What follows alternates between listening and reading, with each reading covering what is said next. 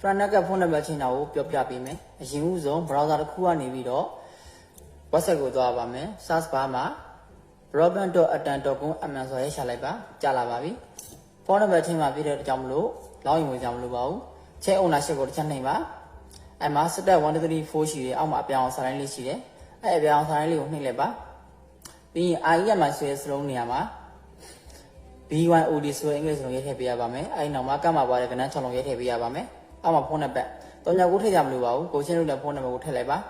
ပြီးအောက်ကတစ်ချက်နှိပ်ကိုနှိပ်ပါပြီးလို့ရှိရင် password ကြလာပါပြီအဲ့ဒါတစ်ချက်နှိပ်ပါအဲ့ဒါဆိုရင် confine ပေါ်ပြီဆိုလို့ရှိရင်မှတ်ပုံတွေရိုက်ထည့်ပေးရပါမယ်ဟိုရိုက်ထည့်ဖို့တက်ကြတော့မှတ်ပုံတွေကိုအရှင်းအောင်ရိုက်ထည့်ပေးရပါမယ်